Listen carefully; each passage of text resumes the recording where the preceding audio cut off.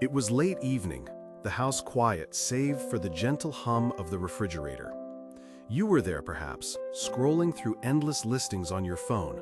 Sleek, modern kitchens, sprawling backyards, charming front porches.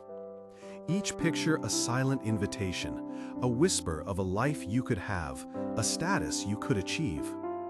Maybe you just left a gathering where friends excitedly shared renovation plans or the woes of their latest mortgage payment, leaving you with that familiar, slightly unsettling question. Should I be doing this too? Am I falling behind? This isn't just about four walls and a roof, is it? For many, the decision to rent or buy a home touches on deep-seated aspirations, societal expectations, and often an unspoken pressure to keep pace. We're often told that buying is the ultimate goal, the true mark of stability and success, while renting is seen as merely temporary, a stepping stone. But is this always financial wisdom, or is it sometimes a cultural expectation we unconsciously adopt? Today, we're going to step beyond the glossy brochures and the well-meaning advice of others, and gently explore what timeless biblical wisdom might offer for your housing journey. The Bible, while not featuring mortgage calculators or detailed market analyses, offers profound principles that illuminate our financial choices, including where and how we live. At the core of these principles lies the concept of stewardship. From the very beginning, in Genesis, humanity is entrusted with the care of creation. This extends to all our resources, our time, our talents, and certainly our finances. Psalm 24:1 reminds us, "The earth is the Lord's and everything in it, the world and all who live in it." This means that every dollar we earn, every asset we acquire, is ultimately God's, and we are simply managing it on His behalf. So, when we consider housing, the first question isn't, "What can I afford?" but, "How can I be a good steward of what God has entrusted to me in this housing decision?" This means making choices that are financially responsible, not driven by impulse or a desire to impress. It means understanding the true costs, whether of a mortgage, property taxes, maintenance, or simply the rent, and ensuring these align with our broader financial health and ability to contribute to God's kingdom and care for our families. Proverbs 21:5 wisely states, "The plans of the diligent lead to profit as surely as haste leads to poverty."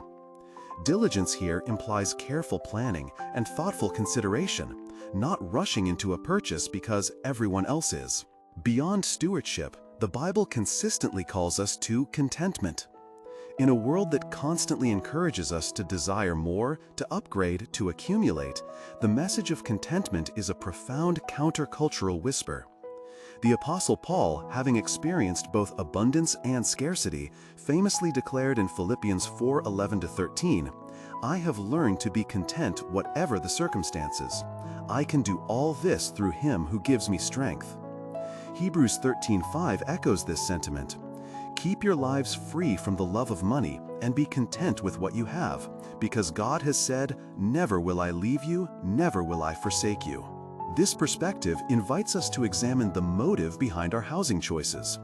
Are we seeking a home that genuinely meets our needs, provides shelter, and fosters a healthy environment for our families? Or are we chasing a status symbol, a particular zip code, or a property size that stretches us thin financially, simply to match or surpass those around us?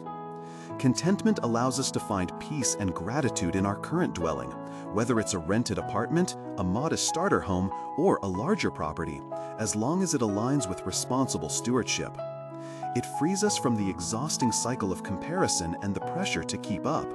Finally, the Bible emphasizes wisdom and prudence. Proverbs is replete with calls to seek wisdom, to plan carefully, and to avoid unnecessary debt. Proverbs 22:7 warns, "The rich rule over the poor, and the borrower is slave to the lender." While taking on a mortgage is a common part of home ownership, this verse reminds us to approach debt with extreme caution and to understand its implications. A truly wise decision involves looking not just at the down payment, but at the long-term financial commitment, the market stability, and our own job security. Consider your season of life. For a young professional in a transient city, renting might offer flexibility and freedom. For a growing family putting down roots, buying might offer stability and a sense of permanence. Both can be wise choices depending on the individual circumstances, financial health, and personal goals.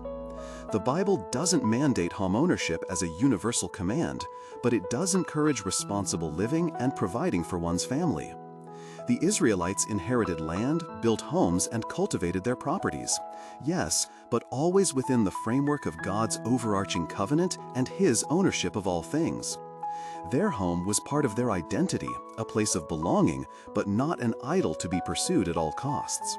So, as you reflect on your housing decisions, whether you're renting, buying, or simply dreaming, let's bring it back to these core truths. Are you prioritizing wise stewardship of your resources, seeking contentment in your current situation, and making prudent decisions based on careful planning rather than external pressure or a desire for status? Both can be valid, God-honoring choices when approached with a heart aligned with these principles. Ultimately, home, in its deepest sense, is less about a deed and more about a feeling, a place of peace, safety, and belonging. It's where memories are made, families grow, and lives are lived.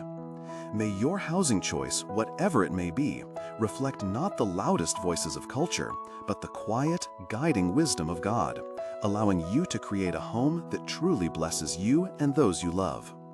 Thank you for joining me on this reflection. I'd love to hear your thoughts on this topic.